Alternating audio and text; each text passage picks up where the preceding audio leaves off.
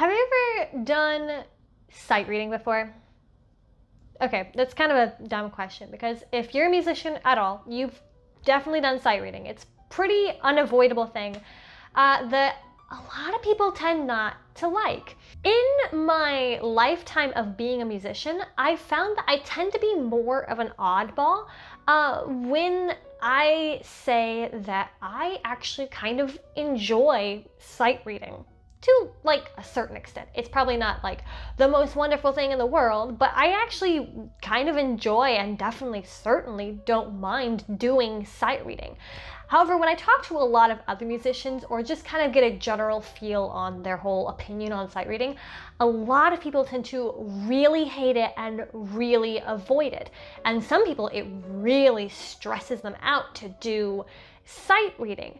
And so having worked with a lot of other musicians and having taught a lot of young musicians, I find that probably generally the biggest reason for this, if nothing else, the reason why I'm kind of different than everybody else, tends to be more of a personality thing. Me personally, I tend to be a little bit more flexible, go with the flow, so that lends myself really well to a lot of sight reading. So sight reading comes a little bit more easy to me because I'm more willing to kind of go change my pace as I'm going along rather than somebody who likes to stick more rigidly to a set of rules or to read more strictly what's on the page.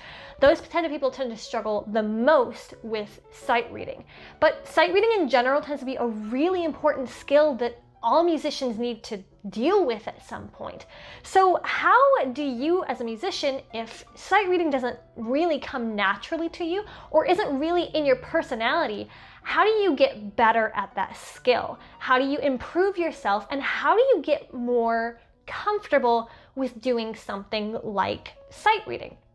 Well, in today's video, I'm going to talk over a few tips that I would give to people if I had to give good advice on sight reading.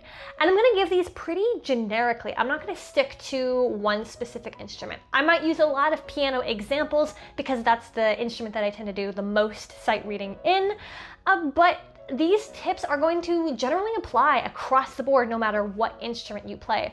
So if you're looking up sight reading tip videos and you are a violin player and all you see are piano specific advice, I'm not going to do that here. I'm really going to try to give very generic across the board advice to help you kind of figure out how to find that path better in sight reading. Because I pretty firmly believe that sight reading is an important skill to have, and it's not something that just comes naturally to some people and that everybody else is basically screwed on their sight reading skills. I mean, yeah, sight reading is a lot easier for some people than it is others. Just like memorization is a lot easier for some people rather than it is others. That would be me. I suck at memorization, so I have that kind of opposite balance that some other people are really good at. But just because you're weak in a skill doesn't mean that you can't improve it.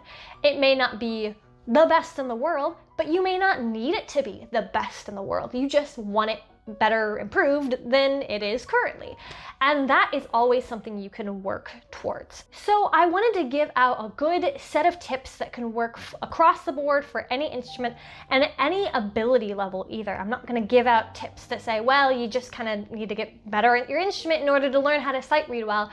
I wanted to apply tips for anybody at any level and any kind of musicianships across the board, with maybe one slight exception that I'll talk about basically right away, but it will make sense when I talk about it. So without further ado, let me get into, I think I have 6 tips overall. 6 tips I would give to people who are feeling like they're struggling with sight reading or are looking to improve their sight reading skills. So tip number 1 that I would give is you should really almost always be playing from music in your sight reading that's at least like 1 to 2 levels easier than what you're currently playing in your regular repertoire. So usually when we're practicing, we have our typical regular repertoire, music that's a little bit challenging, that kind of pushes us in our skills. And that's about like the edge of where you sit. You know, if you think about it in various levels of what you're able to do, there's a level here that you're really comfortable with. There's a level out here that's like the edge of like right about what you're able to accomplish and achieve without feeling overwhelmed. And then everything outside of that, which is obviously anything that will overwhelm you if you really try to seriously attempt it, unless you have a lot of extra help. But most people really shouldn't be going to the outside level just yet. You want to work on pushing out that inner level when you're working on any type of skill, but specifically we're talking about music here. So your regular repertoire is going to kind of sit in that middle circle where it's going to kind of push your boundaries of what you're able to do. But your sight reading should really be sitting more towards the middle circle. Maybe not necessarily super, super easy, but you definitely want it to be about, like I said, 1 to 2 levels easier. I say levels because there is no true thing as levels when we're talking in reality of music. But if you're working out of stuff like this, which has a clear level to it, you know, there's going to be certain pieces that are going to be harder or easier than others. So in general, you're just looking for songs that are easier than your regular repertoire materials. So for example, let me grab some books here. So for example, I'll give my example here. A good example of music that I would consider to be about at my regular repertoire level is something like this. So this is Debussy's Minstrels. I've been working on it. It's not terribly challenging. It's not the most pushing of my abilities, but it has been something that I need to go back over and practice again and again and again. Other songs in this prelude book are other great examples of this. I have not worked on this one, but I've tried to read through this a few times, and it's definitely something that needs more practice. One really great example of this, when I was working on it, was this one, La Cathédrale Engloutie. This is one of the harder ones in the prelude book, and this one was definitely more pushing of my boundaries than for example, The Girl with the Flaxen Hair that's in here. So there's certain songs in this book that are harder than others, but for the most part, this is either right at my ability level or starting to push the boundaries of that. I wouldn't necessarily consider this to be a great sight reading book for just if I want to practice sight reading. Can I sight read the pieces in this book? Sure, yeah, I can probably do that. But do I want to be doing it if I want to practice sight reading? Not really. For that, I would pick up something more like the stuff I have in this book. So something more like this would probably be a little bit better for me. I don't know how well you can see the difference between these examples. So this is Venetian Boat Song by Felix Mendelssohn. I've played it through a few times, and this one I can generally sight read straight through pretty easily. This is significantly easier than the stuff I might find in the Debussy's Prelude book. So this is what I'd want to be going for sight reading.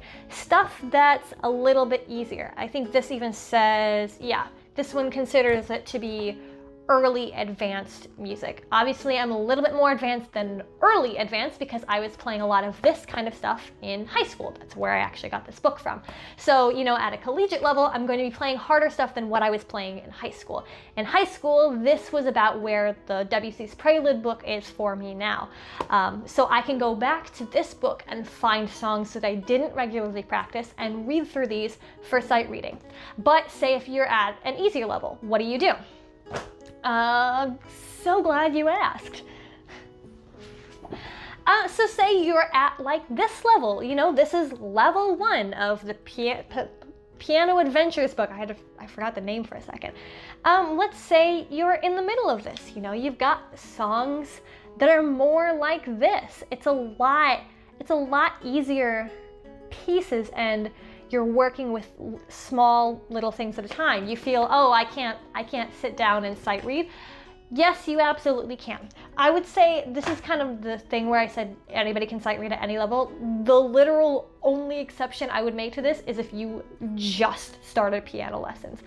So give yourself like a few weeks, a few months to actually build up a comfortable repertoire so you could have things that are easier than what you already are at. But even in a book like this, you know, if you are towards the end of the book, you can go back to songs that are more similar to what you'd find at the beginning of the book. Don't use this book directly if you've gone through the whole thing. You're not really sight reading it as much, unless you've forgotten how to play the piece, then I guess it kind of is sight reading. But if you are at a level like this, I would suggest, this might not be the best example because it's got the letter names on here. So don't go for the ones with the letter names on here, but you know, one note at a time, really easy pieces. So kind of evaluate what you're working on in that moment in time and find another book that's a lot easier. I mean, look, this kind of stuff is going to be a little bit easier to a certain extent than the stuff that's at the end of that Piano Adventures book, because you kind of, I think you use both hands at the same time towards the end of the book.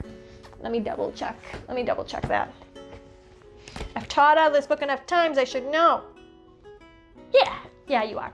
So you're using both hands at the same time in this kind of book versus, you know, you've got one note at a time. There's one single melodic line with this one.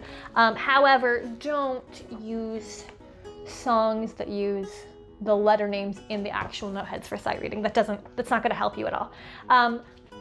Piano is a specific example with that, but you know, you've got, if you're playing a wind instrument, for example, you've got the end of your first leveled book. Go back to the music store and pick out a book of songs, or go back to the beginning of your lesson book if you've kind of forgotten how to play through those, if you just kind of want to sight read them a little bit, and use those as your beginning sight reading pieces. There's almost always going to be something that's easier than where you're at right now. And those work really, really well because you can just sight read through them pretty quickly without having to worry about, is this going to be too difficult for me? You can just kind of read through them quickly and focus on what you need to work on in your sight reading. Which leads me into point number 2, which is to pick songs that you really enjoy. So the reason why we want to do easier songs and we want to do songs that we kind of enjoy is so we don't get easily frustrated. You want to look forward to sight reading. If you get overwhelmed and overworked with sight reading, if you really dread doing sight reading, picking songs that you really enjoy helps so much with this. This is your excuse to go to the music store and pick up that fun book of songs you've been eyeing forever. This is your excuse to finally buy that book.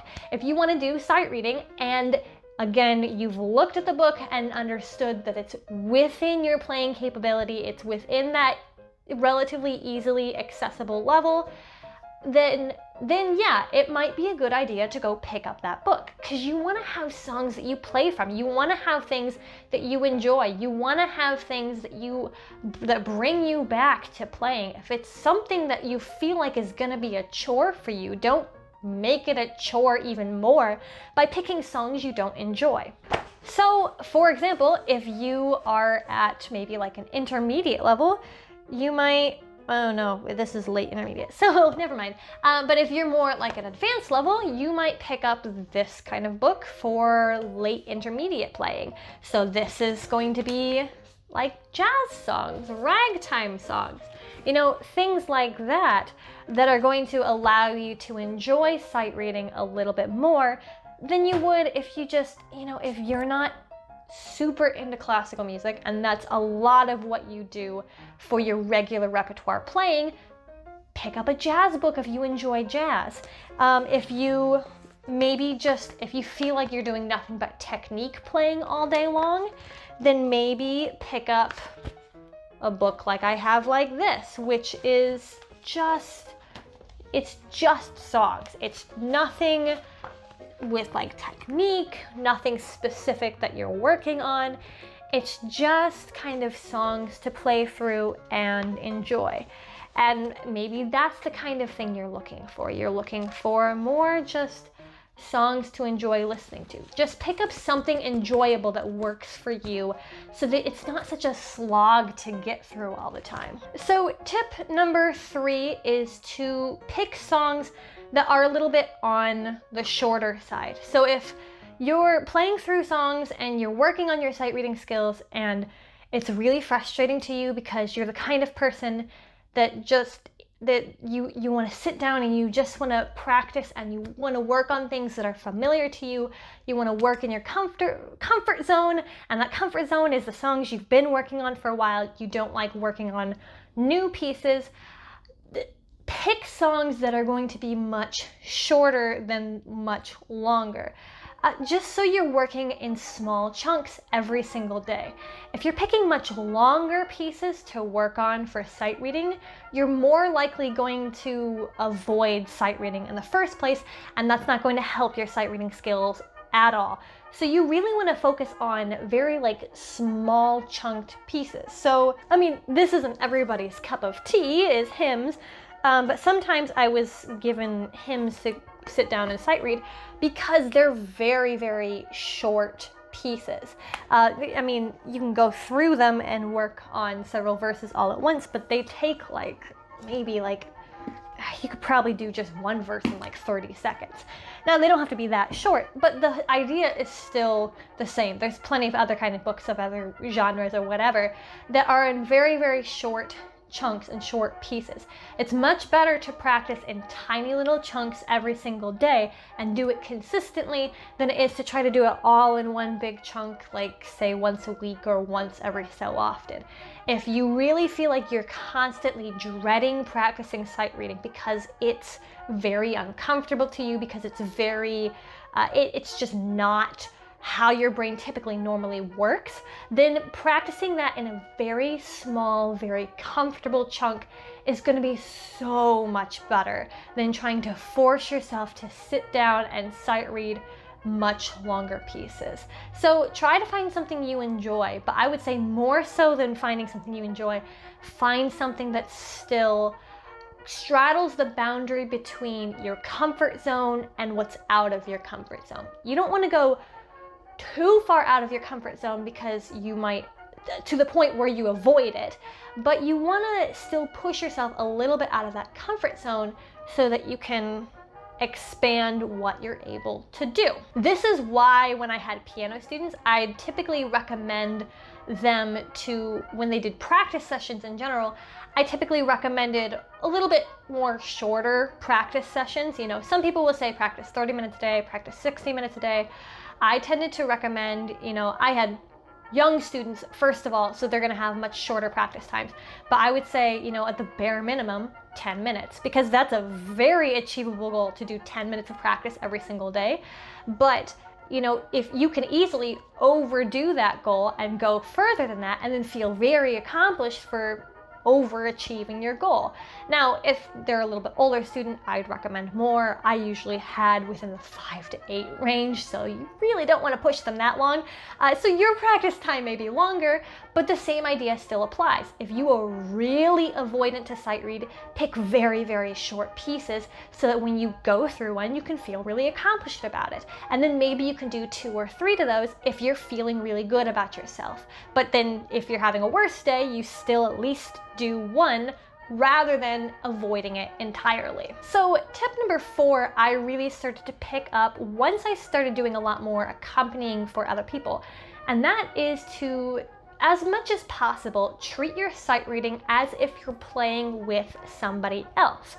And this is because when you're sight reading, the whole point of the sight reading is to sit down and kind of get through it from beginning to end without going back and repeating anything. You want to just kind of see how much you can get on that first time through. So act as if you are playing with someone else, because when you're playing with someone else, you have to keep up with them. You can't get behind, but you can't get ahead either. You have to keep pace with the other person. So treat it as if you have to just keep going. It's I typically tend to view it from the perspective of as if you were playing with someone else. Because if you just kind of tell yourself, well, just push through it, one of the things sometimes people will do is they'll play through it, but they might reach a mistake and try to go back a couple seconds and then keep going after fixing that brief little mistake. They'll go back in like tiny little chunks because they'll be like, well, that's not going to really hurt anything. And I know this because I've done this a lot. I had this issue a lot when I was practicing. Is you might make one small little mistake, you go back and try to fix it, and then you keep going forward.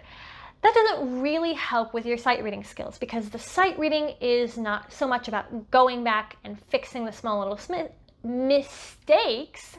Nah. It's more so about being as accurate as possible on that first time around, but not having that second time around to go back and fix things. So you kind of got to keep that perspective of what goal you're trying to achieve. And it is more so about that first time around.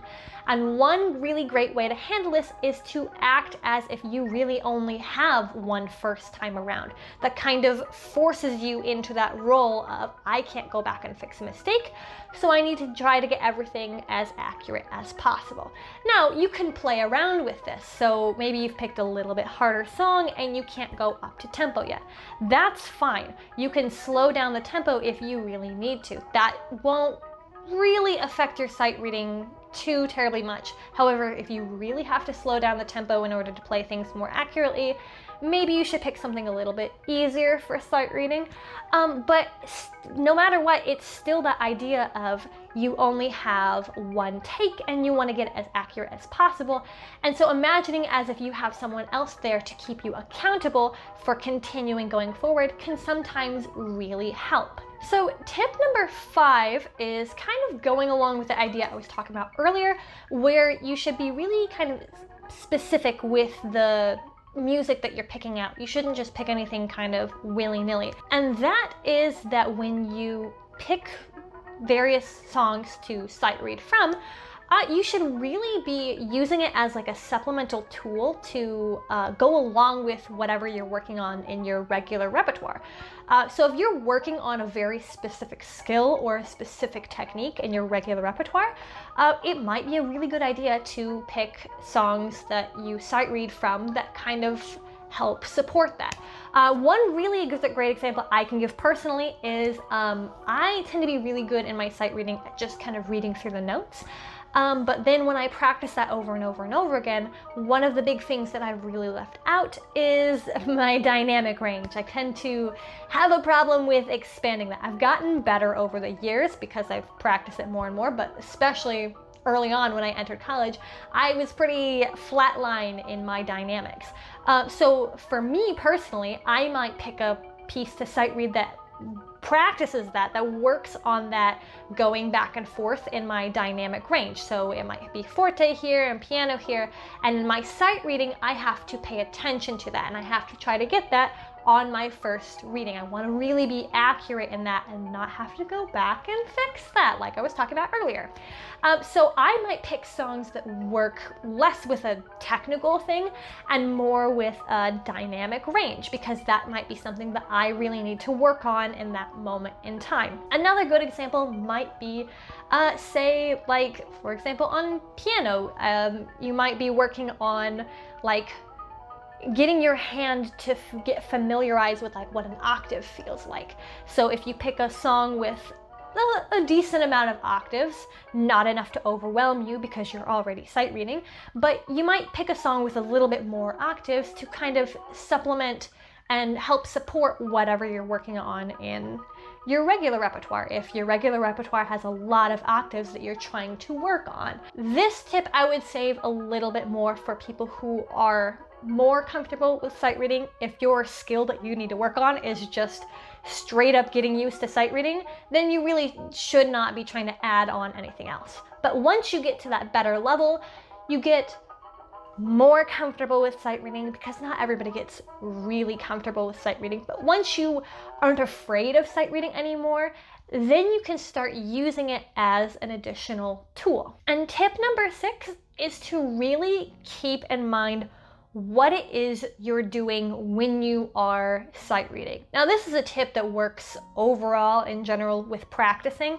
but when you are working with sight reading, like I said, a skill that I feel many people often struggle with, you should really be keeping in the back of your mind why you're practicing this skill. You know, why is it that you want to get better at sight reading? Because if you're just kind of sight reading for the sake of the idea that you think you need to get better at sight reading, you're going to be far less likely to improve that skill than you would be if you know what kind of goal it is you're trying to accomplish. So first of all, keep in mind that sight reading is a skill and it is a tool. It's a really useful tool that helps you build that foundation of being able to play a song much faster than if you don't have that skill. So you may be able to play a lot more difficult songs, but it may take you a lot longer to get there if you don't have good sight reading skills, because you spend a lot of your practice time just getting through songs and trying to read it out really slowly. And you can eventually get there once you get several practice sessions in, but it helps you overall if you are able to sight read it through the first time, have that firm foundation to then build upon. So it is kind of that useful tool. It's also that useful tool in the sense of you're using it to read through a song to get as much in as accurately as possible that first time around. So don't get confused into thinking sight reading is just getting through a song as fast as possible. Sight reading is getting through a song as accurately as possible in just one session so that you can kind of absorb as much information as possible. I mean, think about all the things you'd have to go back and re-notice that if you just kind of played through something without really thinking about it too much, versus if you try to play everything as accurately as possible in just one go around, like you are trying to do when you are using sight reading skills. And that's a more generic way of using sight reading as well. You may have very specific reasons as to why you're trying to improve your sight reading skills. Are you bad at picking up certain parts of the piece, like I was when I constantly missed dynamics? You know, maybe you're going to be using sight reading as a skill and as a tool there. So then when you go down and sit down to practice sight reading, you have to think to yourself, okay, so my goal here is to notice dynamics more. My goal here is to notice articulations more. My goal here is to maybe have better phrasing. You know, if you're like a wind instrument or if you're a singer, maybe you constantly cut off your phrases in the middle of breathing, or whatever that is for you, whatever sort of technique you may have. Know what your whole focus is when you go in to sight read something. What kind of goal are you trying to accomplish with this? Because if you don't have a goal, you're not really going to get better with it. And that is always so incredibly important when you go into any kind of practice session. So yeah, that's really the tips I had for today's video. This was more of a music education kind of video, which is different than the stuff I've normally been putting out, which is mostly music history. But I have a lot of information I like to share about just like musical education type tips.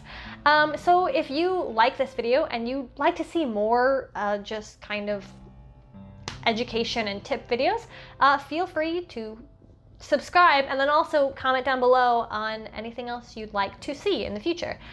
But yeah, other than that, I will see you next time. Goodbye.